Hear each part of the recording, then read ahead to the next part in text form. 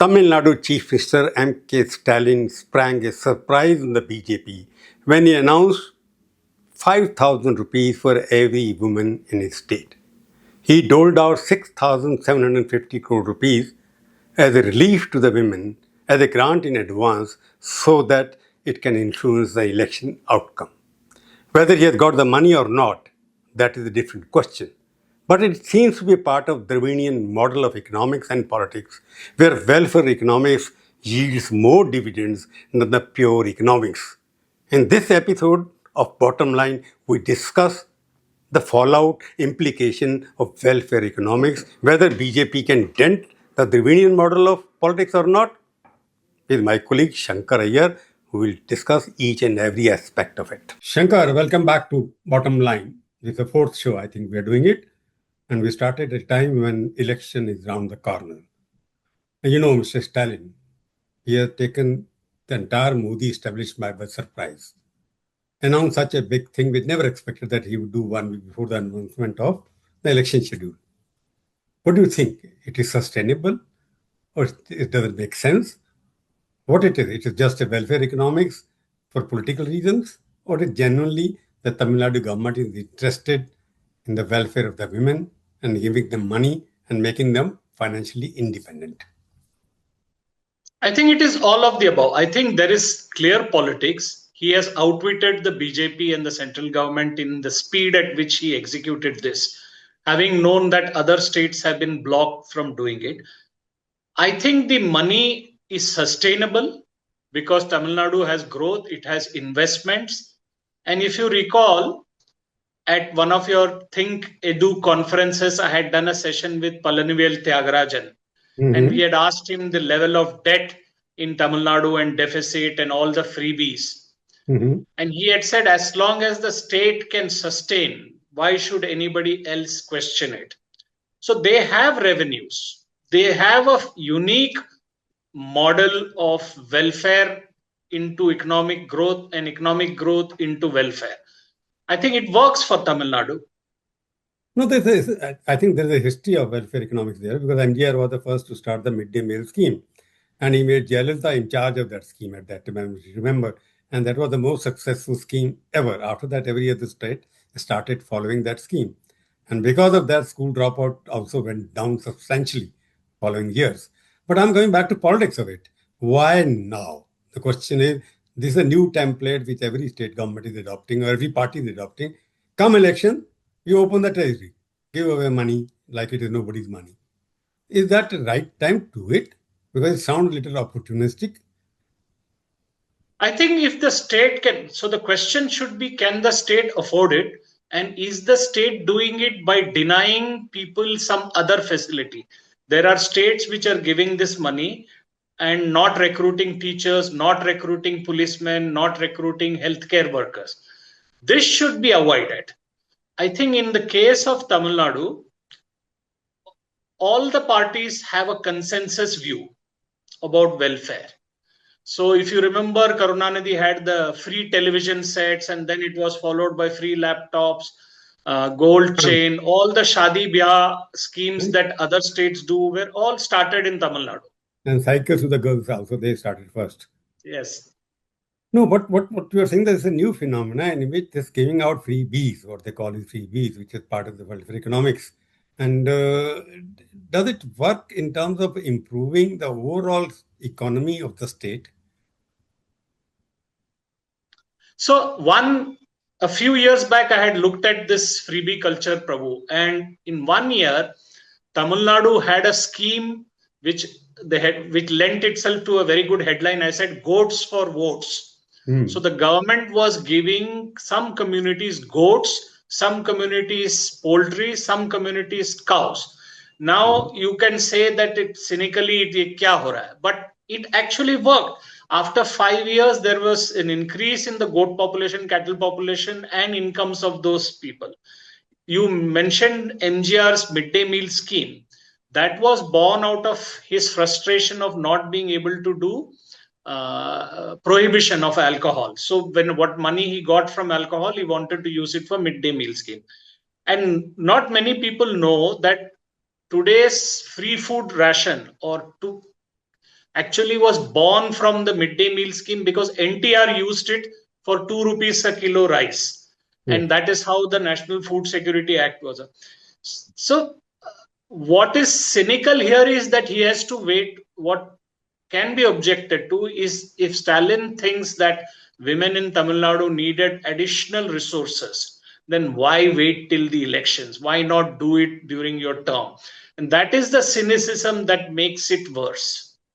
No, what he has done now, because he has given advance money for summer as well, 2,000 rupees per month, he has given them 5,000 rupees, which is about 6,500 crores it works out to be, to 1.5 crore women, which is still less than what Nitish Kumar gave to women just before the election. That was 10,000 Yes, rupees. That full year. was 60,000 crore rupees. That was much Yes. higher. So they got the votes, they got two-thirds majority, they wiped out the opposition because of that. Do you think this gamut is going to play Tamil Nadu also, that they might turn the women voter, which are supposed to be pro-Modi and pro-BJP in various other states, will it turn the voters back to the DMK kitty?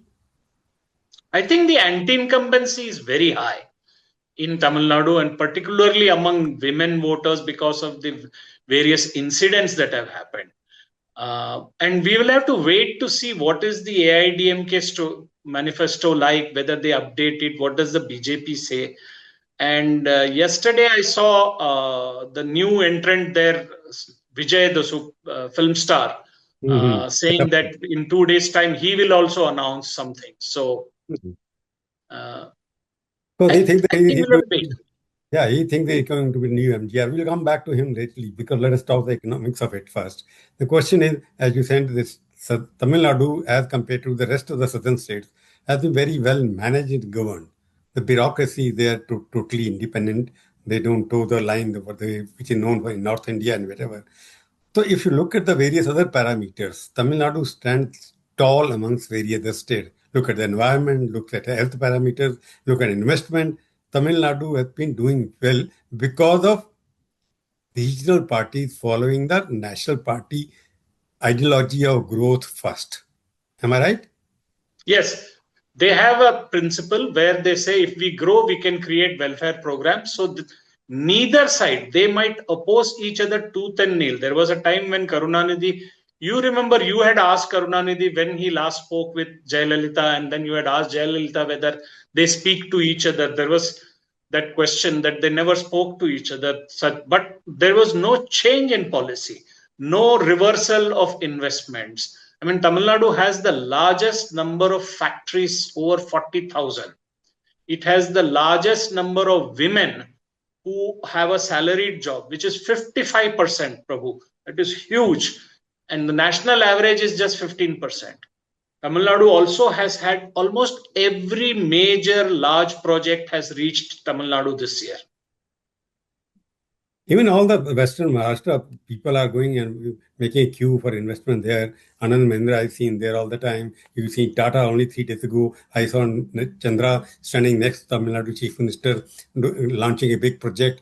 You see, even the foreigners who are coming there, their first destination seems to be either Hyderabad or now Amravati is trying to get, and Tamil Nadu being the conventional center because of what are the factors which drive people to Tamil Nadu and give some kind of a political power, some kind of a elbow to political party to indulge in these welfare schemes.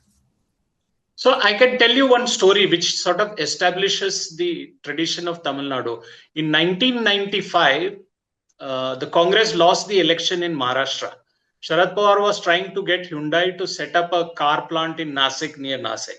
When the Shiv Sena BJP government came, the deal couldn't go through. Sharad Pawar called Jayalalitha and sent the Hyundai people to Chennai.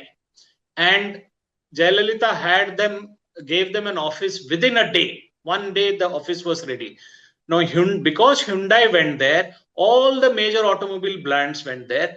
40% of the electric scooters that are manufactured in India are manufactured in Chennai.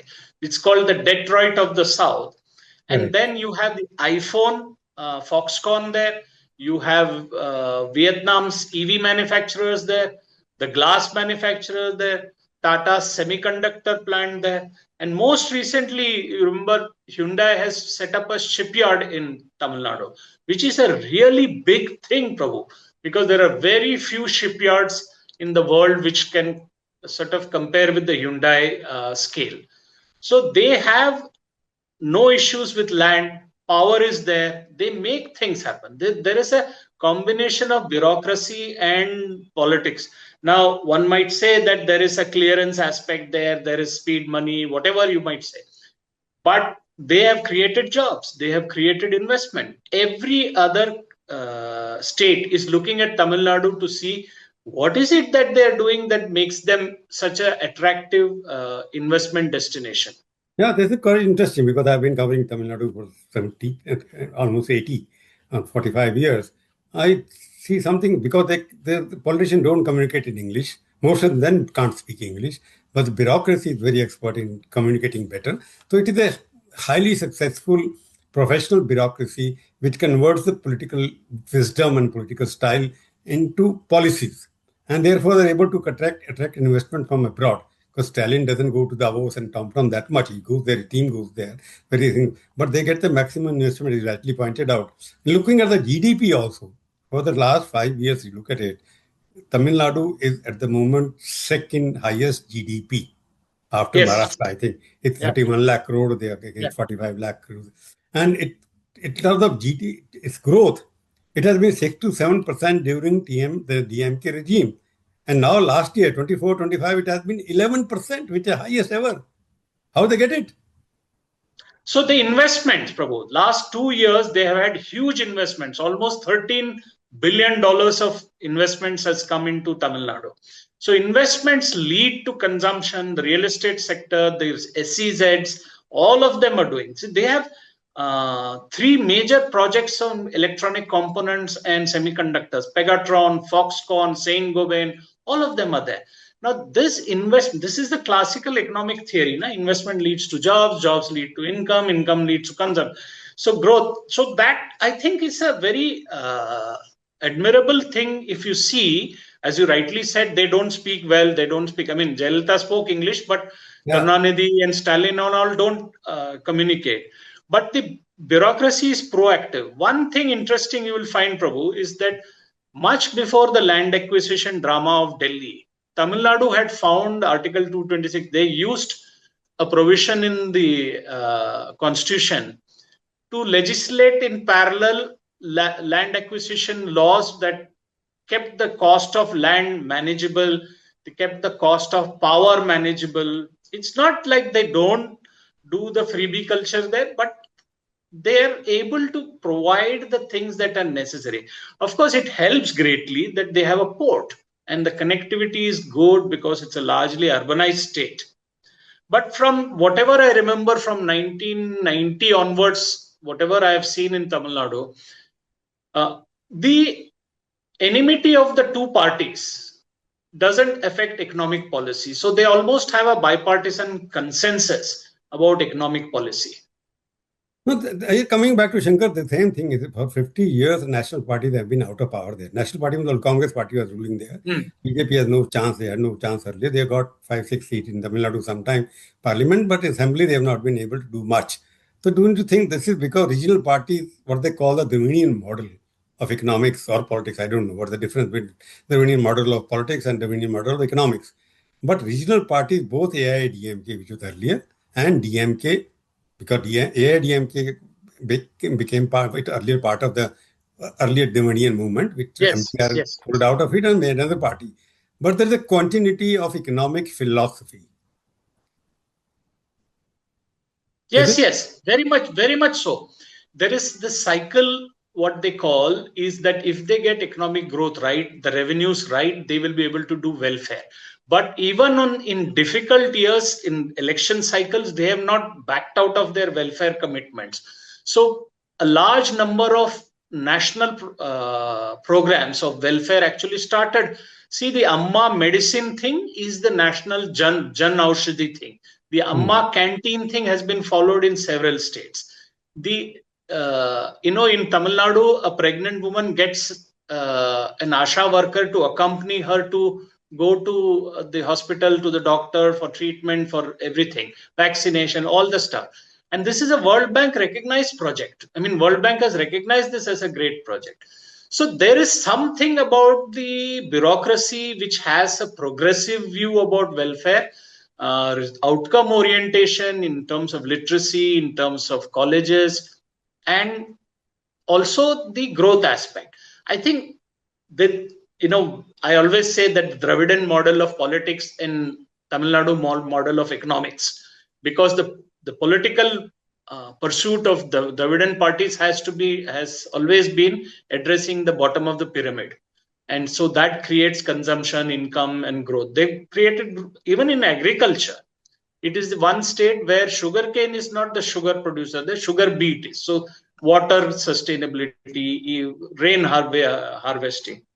So there is much to learn there. I mean, it's a very enigmatic state in that sense.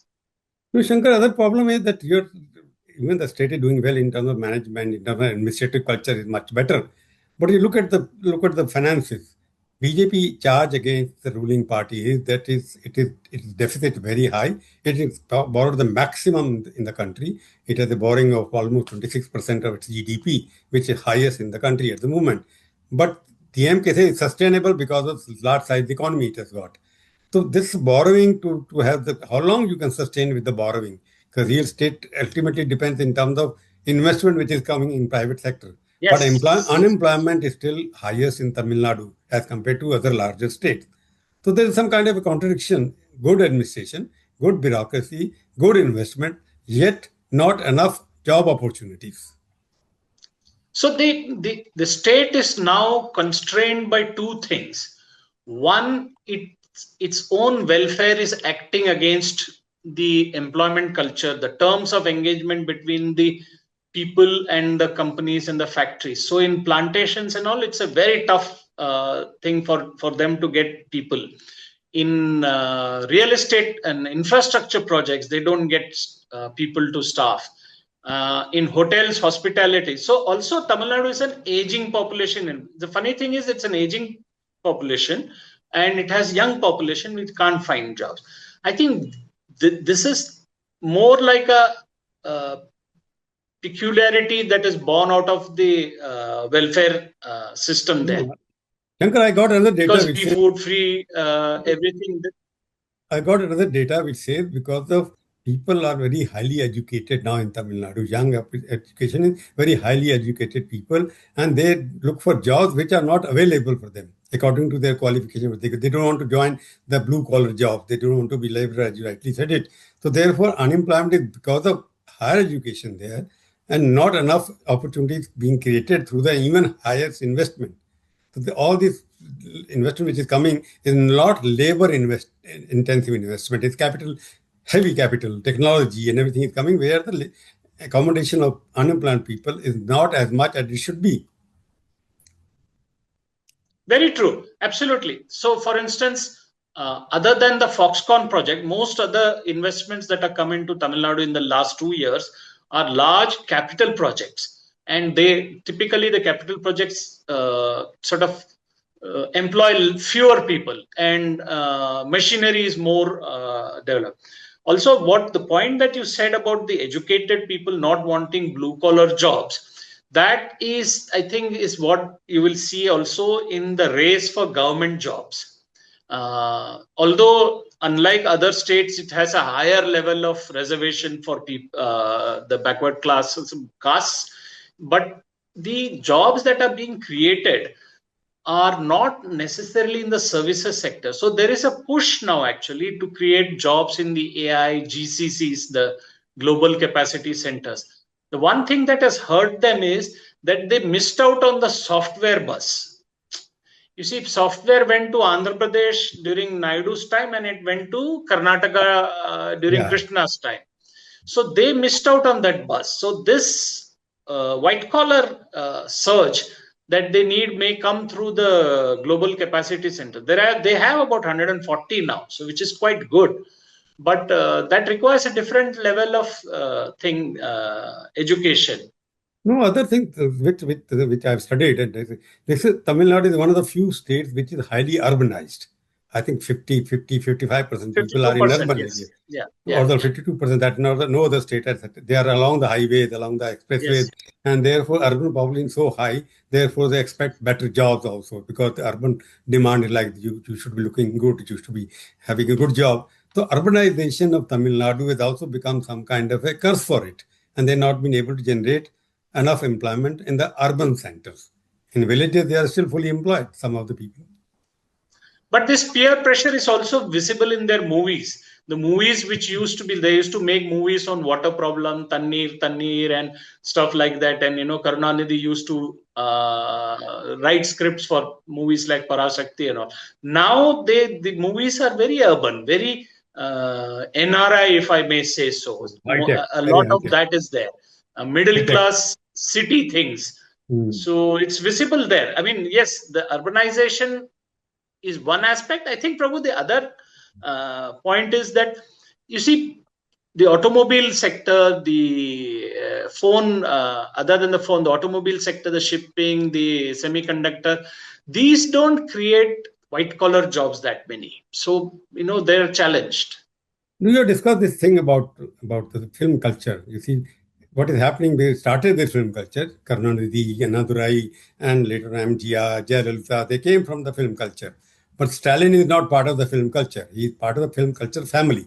But now, do you think going to be de-glamorization of Tamil Nadu politics? Anybody who came later on, whether it's Kamala Hassan, whether it's what is Kant, what is his name? Famous old man now. What is the famous name? Rajnikant. Huh? Rajnikant. Rajnikant. He fought with Congress, he fought against Congress, he wanted to join BJP, and he finally fizzled out. Kamala Hassan has come back via back door and he became the Rajya Sabha member because on his own he could not move the masses there. Now Vijay is coming there. He thinks that he's the new hero. But looking at the past 10 or 12 years, 15 years after Jayalalitha device, there has not been enough traction with the film stars. They get the crowd, people dying during the crowd, but they are not converted into politics. So it means real politicians are now in demand. Even in Inna DMK, there is no film star. It's a two people who are fighting for the same thing. And on the other side, Stalin is non-film star, and most of the people working with him are also hardcore politicians. So Tamil Nadu is back into hardcore politics rather than glamorized politics. In a sense, yes, but there are the caveat would be that Stalin's son is a film producer and wanted to be a hero, couldn't become, and he's also, He's I deputy think, chief minister, related yeah. to the. Sorry. He's deputy chief minister now.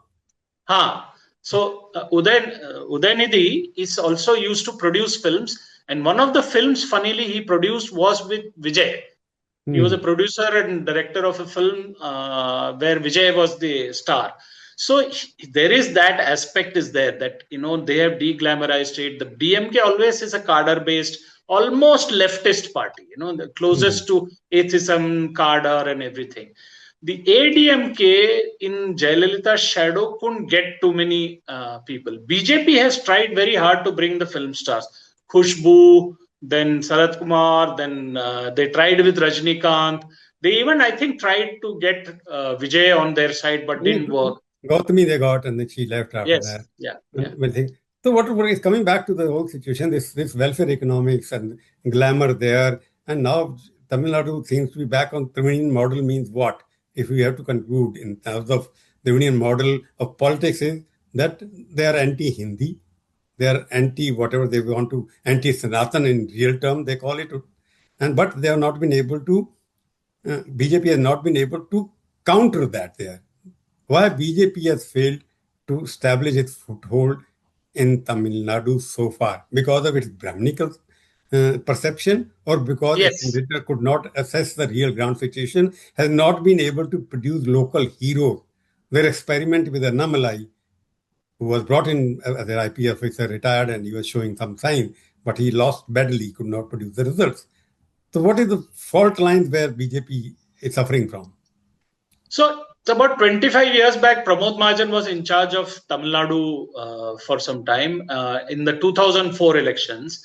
And he asked me, why do we fail? And I said that because your approach is very Brahminical, it is very North Indian. So the cultural avial, if I may say so, that Tamil Nadu politics has is a mix of language, welfare economics, also personalities, local personalities, and fiercely federal. I have not seen any other state fight the GST, imposition of GST like this. And all the bureaucrats are fiercely federal. They don't like the imposition of centralized ideas, centralized policies. So there is a culture there that makes things work. It is also a culture that resists an external party.